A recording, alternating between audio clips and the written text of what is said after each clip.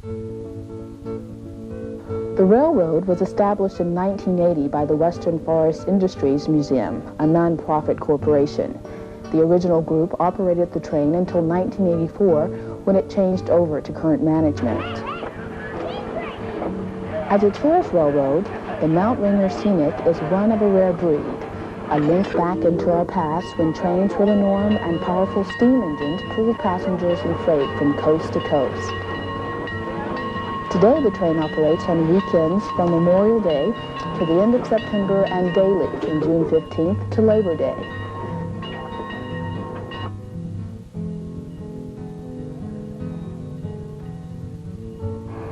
After careful maintenance and routine checks are performed by the dedicated staff who run the operation, the train is ready for its first run of the day. Anticipation runs high amongst people who have arrived from all over the country to ride this historic railroad. Many are riding a steam locomotive for the first time, while others, who remember the days when trains were still a means of daily transportation, anticipate stepping back in time to get reacquainted with an old friend.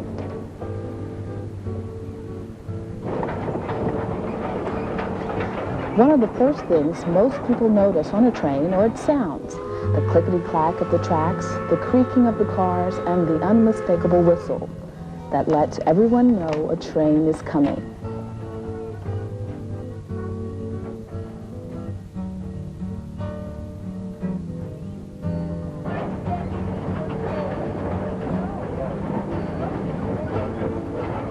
The railroad operates on tracks leased from Weyerhaeuser Corporation and runs a 14-mile stretch from the beautiful little town of Elbe, Washington to Mineral Lake and back.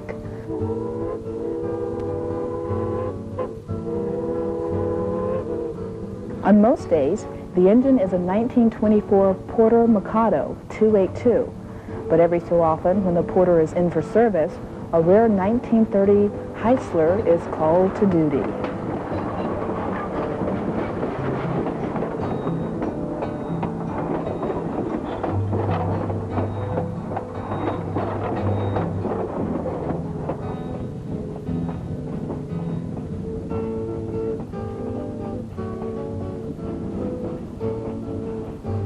The scenery quickly turns to beautiful emerald green hills covered with towering evergreen trees. Wildlife is abundant.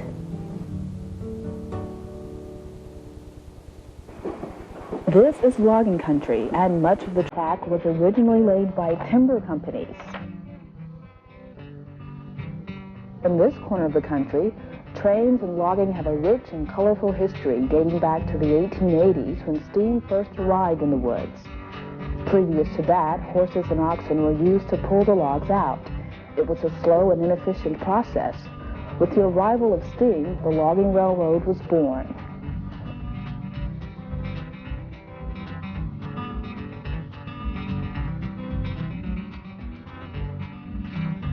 Early operations were crude and often consisted of a mile or two of track laid from the river's edge to the logging site.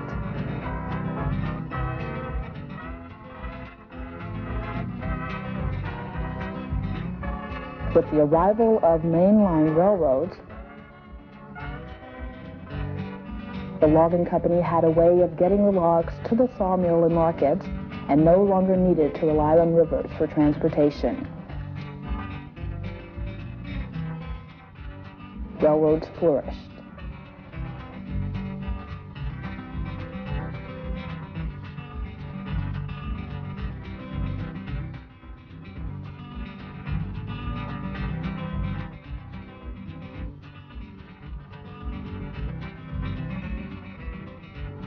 On the often flimsy and steep tracks laid in the woods, the preferred engines were gear type, manufactured by companies like Shea,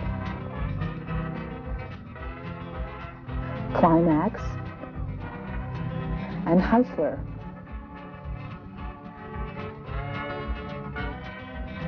They were designed to give maximum tractive effort with minimum weight. Speed was sacrificed to power, and flexibility was their trademark.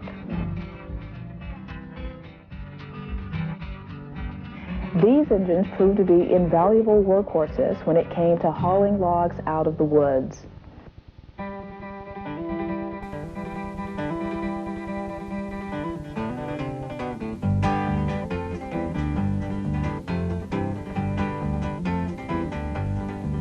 The men who worked these railroads were also a special breed, not bound by railroad tradition or experience.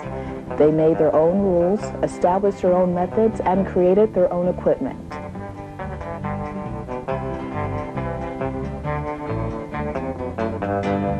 No job was ever impossible, and there was always a way to get to the next tree.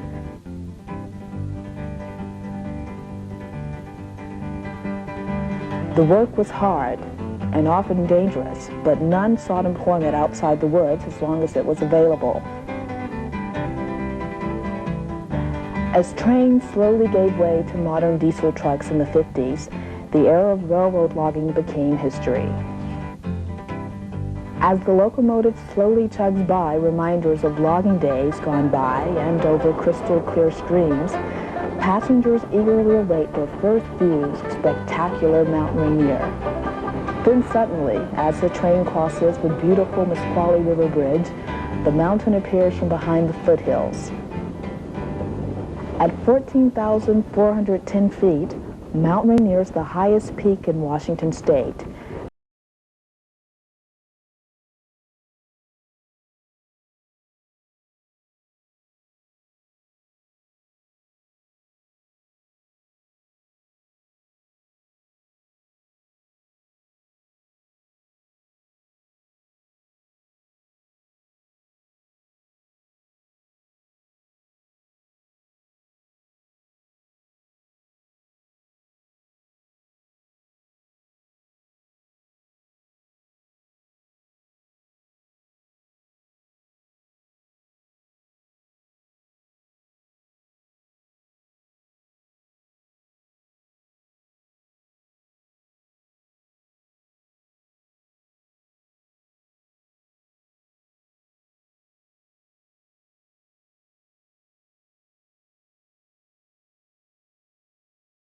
Stately peak.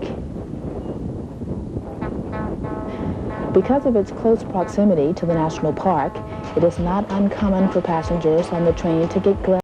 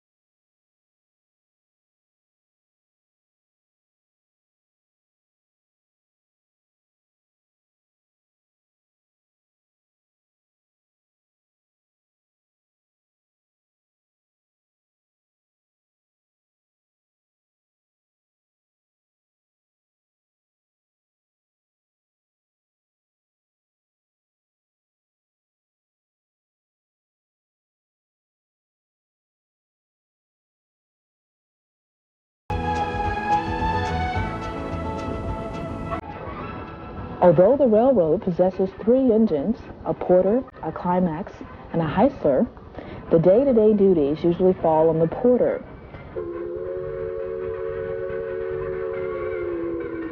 This engine was originally built in 1924 by the H.K. Porter Company of Pittsburgh, a company known more for its small and narrow-gauge engines. At 71 tons, the 282 Mikado, used by the Rainier Scenic, is thought to be the largest of its make currently in operation.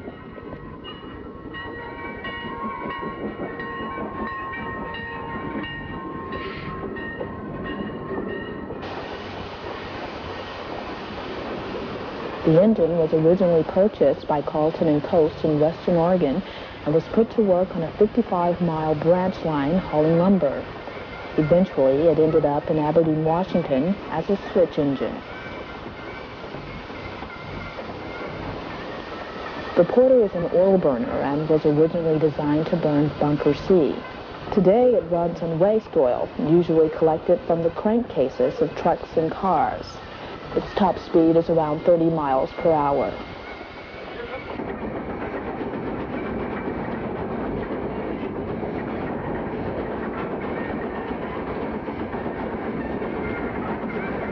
After its stint at Aberdeen, Carl Schaefer of Schaefer Brothers Lumber Company put the engine on display at his ranch near Montesino.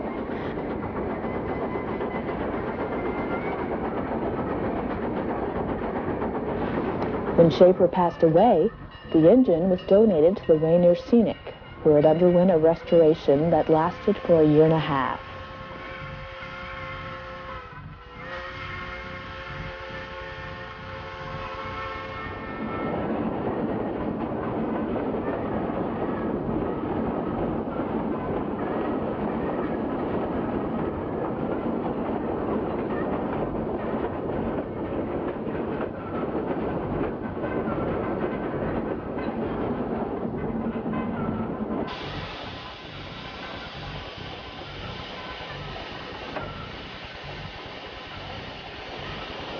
Old steam engines, like the Porter, are proof that the familiar saying, "they don't build them like they used to," is so true. With a generous application of grease and a little tender-loving care, this engine, which is nearly 70 years old, runs like a true thoroughbred down the tracks.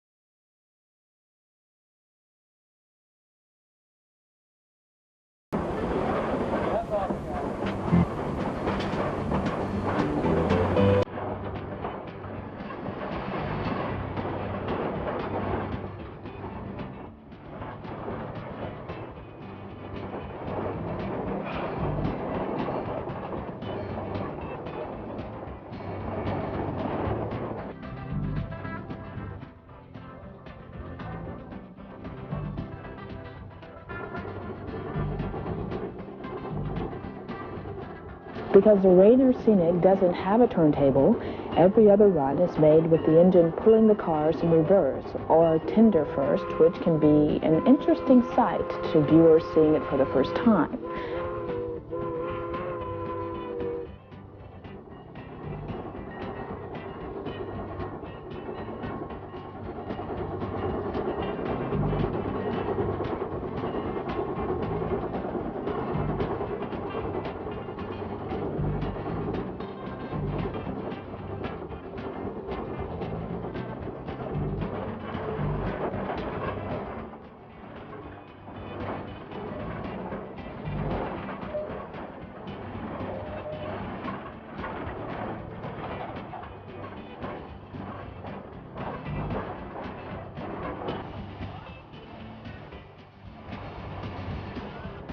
The passenger cars came from the Southern Pacific and were used in the Bay Area as commuter cars.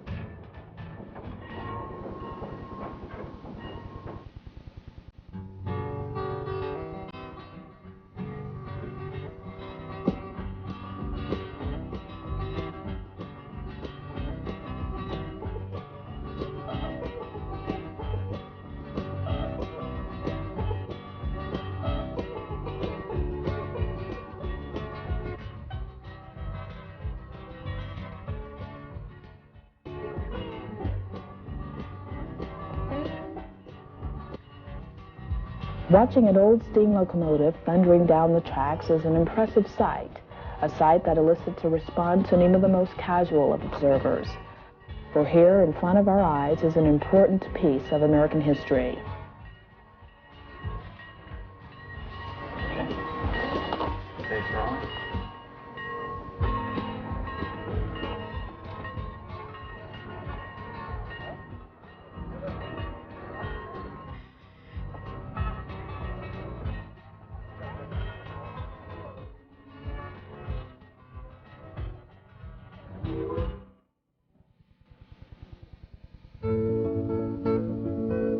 For those who desire the ultimate train experience, the Mount Rainier Scenic offers its famous weekend dinner train.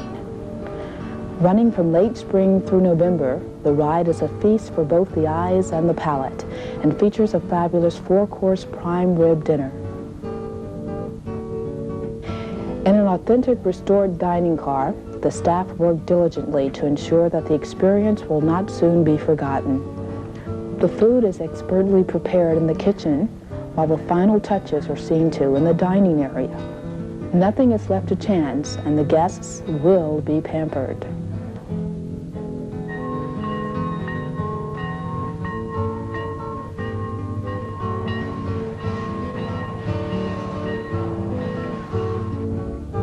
The train leaves in the early evening and runs a 40-mile trip from Elby to Morton and back. The ride lasts 4.5 hours and travels through the scenic foothills of the Cascade Mountains. Outside the windows, passengers are treated to some of the prettiest sights the Northwest has to offer as the train makes its way through alternating landscapes of forests and meadows.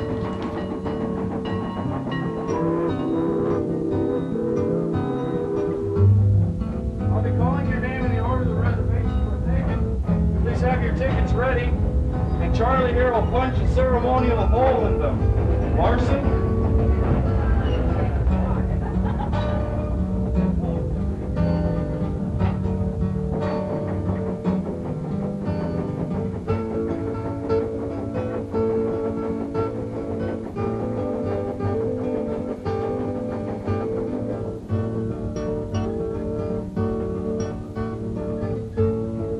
After the diners are seated, the meal promptly begins with a fresh relish tray and beverages. The expert waitstaff keep the guests happy by attending to their every needs. As dining experiences go, this is one that surely rates very highly, for no in-city restaurant could ever match the spectacular scenery and wonderful ambience offered on a real dinner train.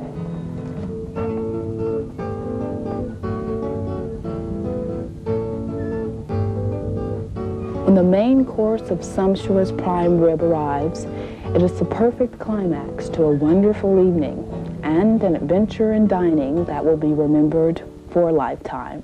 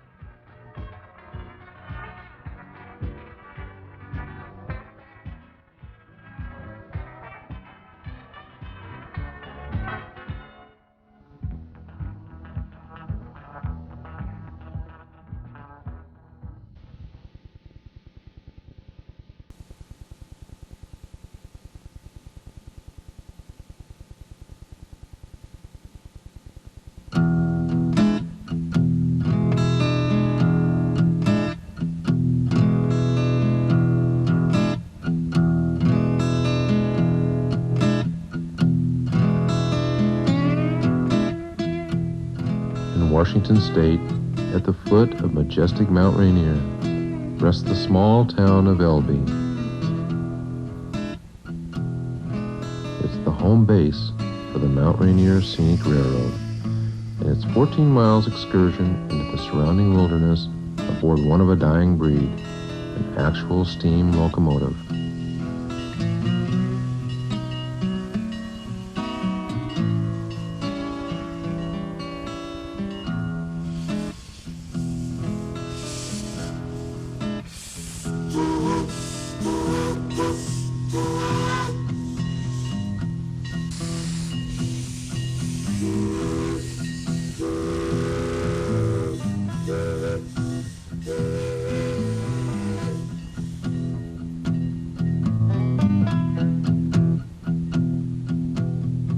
Borovec usually rides in the cab, where he is the engineer of a 1924 Porter, 3 times a day, 3 days a week.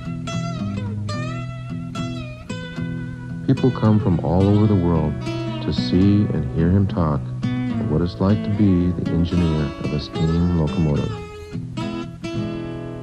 Harold tells them of how the 71-ton engine was built in Pittsburgh for the Carleton and Coast Railroad, and is believed to be the largest porter existing.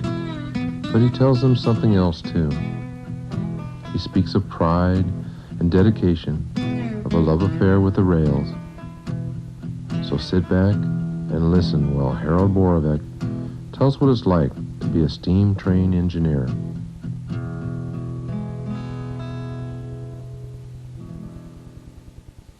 But I was 16 when I went to work for the railroad, and still in high school, and I've been messing around with them ever since. My favorite uncle was a steam locomotive engineer on the Northern Pacific out of Centralia, Washington, and naturally I wanted to follow in his footsteps. So during World War II, when there was a great shortage of men, he got me a job at the Centralia Roundhouse. He helped me learn all about locomotives by letting me ride with him and showing me how to run them and educating me. Also, when you work in a roundhouse, you get pretty well oriented with every kind of a locomotive that ever come into the place. Also, during this very same time, I was working for another railroad in Chehalis 2 hours a day. Well, the man that was master mechanic there was like a second father to me, and he took me under his wing and he tried to show me and teach me everything about steam locomotives. And of course, I was eager to learn about them because they were my favorite mechanical thing. So that's kind of where I got started. And from there, it just grew. I've worked on Malleys, I've worked on Climax locomotives, Heister locomotives, Shea locomotives. It's about anything that's in existence. In fact, right here on this very own railroad here, we've run Shays and, we've run Climaxes and Heislers, rod engines. So we have quite a variety here that over the years, we don't run them all at once, but they're available to us.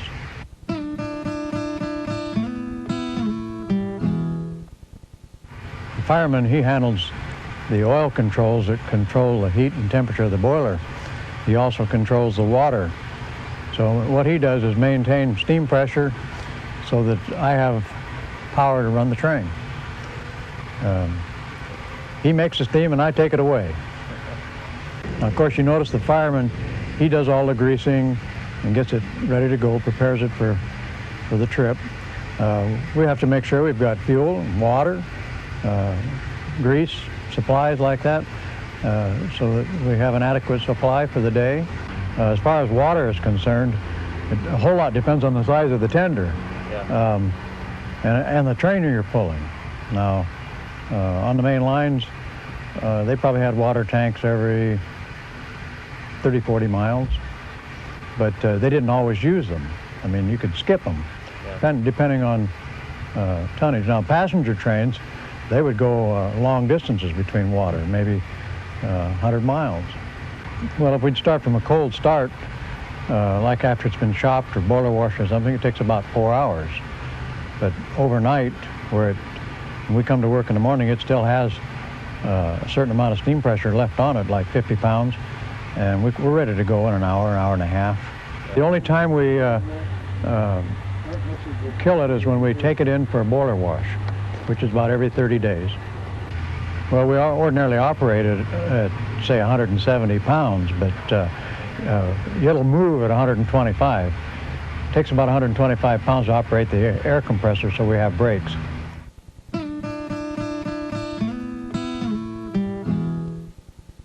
It was designed to burn bunker C, which is like tar, road tar. And it was built that way when it was originally constructed. However, bunker C is hard to obtain. It's hard to handle because it's necessary to heat it so it's fluid and mobile. Otherwise, it sets up like tar. And so it's incomprehensible that we could handle it at this stage of the game. So we have found that by burning waste oil, drainings from crankcases of big trucks or automobiles either, works fine. It's in a fluid state. It burns very similar to bunker C.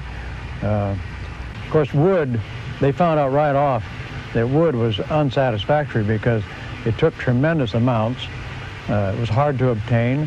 They had to bring it and stack it by the tracks, and it took a long time to transfer it to the locomotive, and it didn't last long enough, and it threw a tremendous amount of sparks, and it just wasn't satisfactory. Well, of course, coal had been around a long time, and so it was real easy to transfer to coal. Coal was a lot easier to handle. You can handle it with conveyor systems and by dumping it in different ways, and it had a lot more heat content. It lasted longer. A tender full of coal, you could go a lot further, not have to have coaling stations every so many miles. They were further apart, and so it made it a lot more convenient. Now, here on the western Washington, when I went to work there in Centralia in 1943, we didn't have an oil burner on the place as far as the Northern Pacific was concerned. The Union Pacific stabled locomotives there, and they were all oil. However, they ran through the state of Oregon, which had a law that you couldn't burn coal west of the Cascade Mountains because of fire hazard. So, and then gradually the Northern Pacific felt that way about Western Washington as well. And during, or right after World War II, they started converting everything west of the mountains to oil. And I don't think it was any cheaper for them. It might have been a little, but it mainly was fire hazard. And also the engines they ran into Portland had to be oil burners. So it just made it a lot more convenient. It's a lot easier to handle, and oil is a lot safer fire-wise. I mean, it doesn't throw a lot of sparks.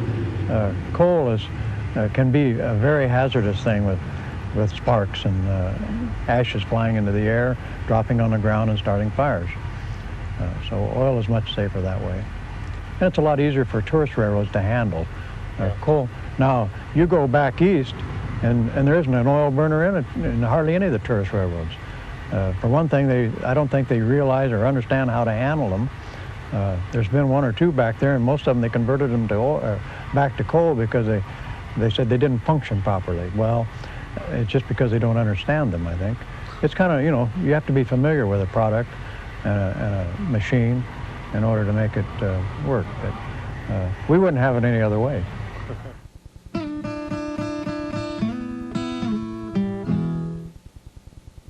Out here we're relatively clean, and once in a while. Now, in order to clean our flues, coal is self-cleaning because you got cinders running through the flues, scouring them out. We don't have that, so we have to run sand through the flues periodically. Well, when you do that, you get a cloud of black smoke and sand in the air. And we try to do that when there's no passengers aboard in a more or less discreet area, so it doesn't bother anybody. There's a tremendous draft through the firebox, and there's a little small hole about so big around in the fire door, and you just pour it through that hole, and the suction just pulls it right through the flues, and it scours them out. How often do you do that? Well, we try to do it a couple of times a week. So, now on the main line, they did it several times per trip. Yeah. But see, bunker C had a lot more sooty aspect to it, and it suited up the flues more often. So whenever they get on a tough pull going up a hill, that's when the firemen they had like a sugar scoop, and they'd just scoop it out of a box and put it over by this hole, and it'd suck it right out of that scoop right into the firebox. We have to artificially do it by setting the brakes on the train and working the engine real hard to get this tremendous draft that we find necessary to do it. Otherwise, the sand will just go in and drop in the firebox, and that'll be the end of it.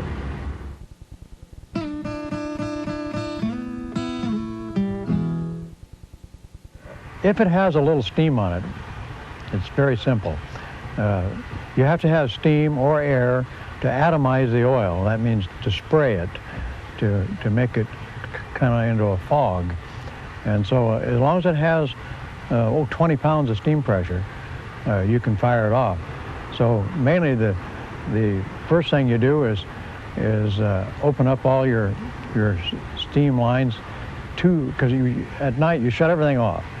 And so you open them up and you run steam through them to warm up the pipes so that the steam that comes out doesn't condense, turn to water. So you've got to have steam in order to atomize the oil. It won't work with water or hot water. So you get all the atomizer line nice and warm by just running steam through it. It'll first come out as water because the pipe is cold and the steam will condense. So once you get it, you watch it, you can see it as soon as it's a nice spray. And it's just a simple matter of taking an old greasy rag and put a little kerosene or diesel oil on it, light a match to it, throw it in the firebox, turn on the oil valve, and when you see a little oil come in, atomize it. When it hits that fire, it blossoms into flame, and you're in business.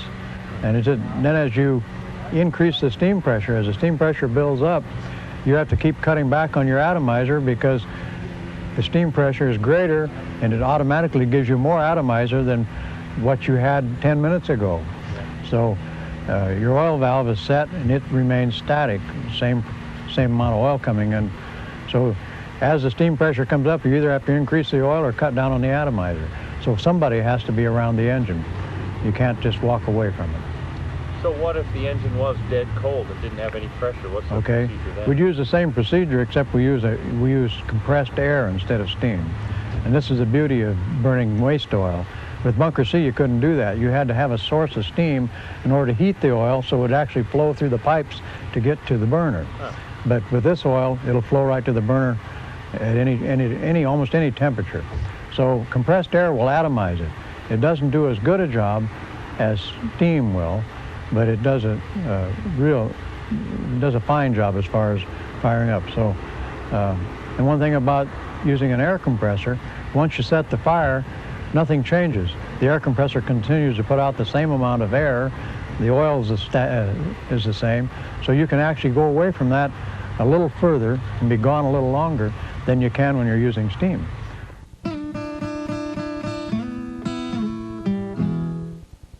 Okay, the largest gauge is the steam gauge, which registers the steam pressure in the boiler. I'm only concerned with that to the extent that there's enough steam there that I can run the locomotive. The fireman watches that same gauge and tries to keep the pressure up at our working pressure. There are two gauges for the air brakes. One indicates the main reservoir pressure, which is the big tanks you see there. That's the amount of air available for braking. It's reduced down to a lower pressure for the train line that goes through all the cars, and the brakes will automatically apply if anything reduces that pressure. In other words, if an air hose would break or somebody sticks a knife in an air hose or ice pick or something, it'll stop the train automatically. So it's a fail-safe type of situation. There's also a gauge for the independent brake, for the engine brake. It tells me how much cylinder pressure is on the engine brake. There's also another gauge up in the front that when you open the throttle, it tells you how much steam pressure you have in the cylinders. So you know what's available, and that can conceivably go up as high as the boiler pressure if you're really working the engine hard. Or in a stall situation, if the train is locked up, the brakes are set and you open the throttle wide open, that gauge will go all the way to whatever steam pressure is in the boiler. It's a very handy device, so you know exactly where your throttle setting is. It's a double check. You can tell by feel where it is. You can also look at it and tell you where it is.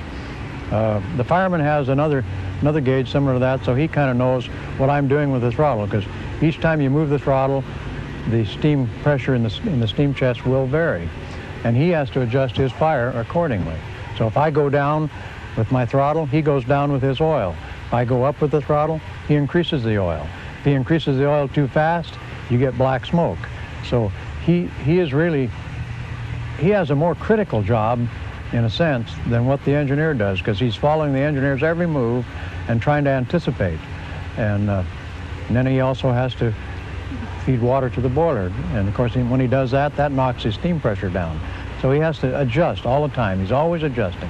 You do have a little adjustment on your valve setting so that steam works by expansion. So if you shorten up the stroke of the valve, it only, one way of saying it is that when you have the thing in full stroke, it's taking big gulps of steam into the cylinders. When you hook it up, shorten the stroke, it takes little gulps. But those gulps expand and they work, and that's where you get your economy of your operation. If you left it down taking big gulps all the time, the fireman wouldn't be able to keep up with you. You'd use more steam than what he could make.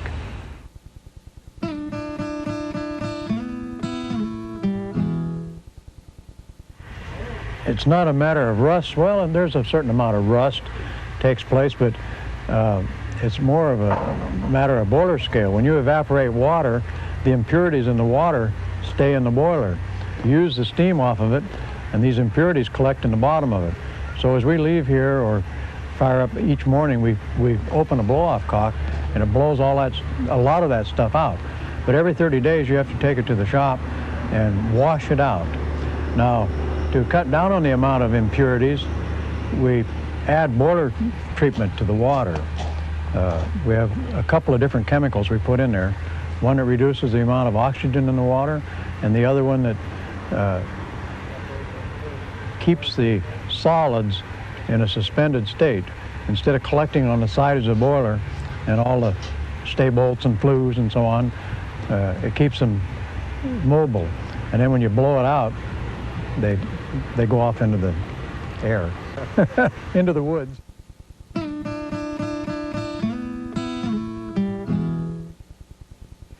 Mechanically, the locomotive is practically flawless. Of course, each year or annually, you subject it to a hydro test to make sure that it's still got its original strength or close to it by using water, and you pressurize it to 1 1/4 times of what the working pressure is. So if it's gonna blow, we hope it blows then.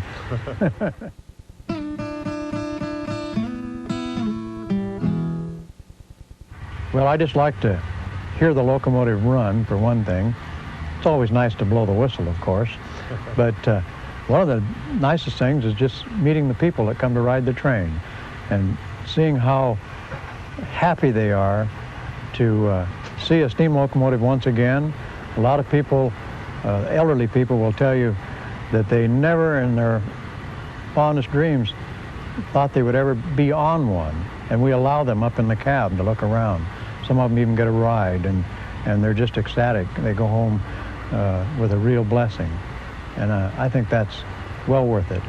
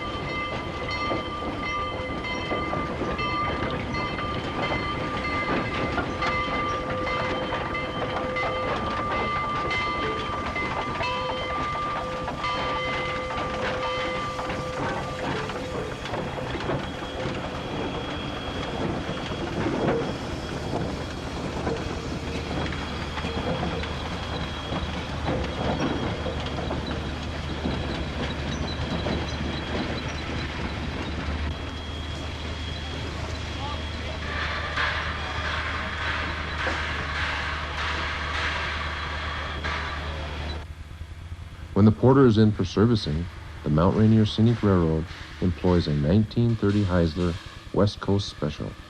It was built to haul logs around the Pacific Northwest, weighs 90 tons, and operates at 185 pounds pressure per square inch. It offers a rough ride, but climb aboard and enjoy the trip.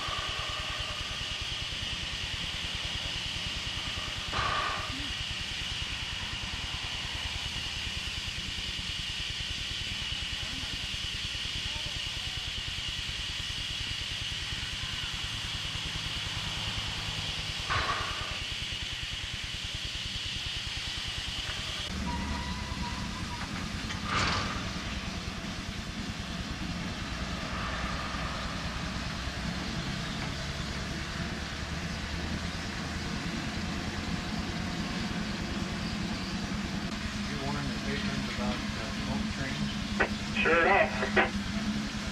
Thank you. You bet. Bo's gonna let them know what's up. I'm all anyone. I'm all anyone.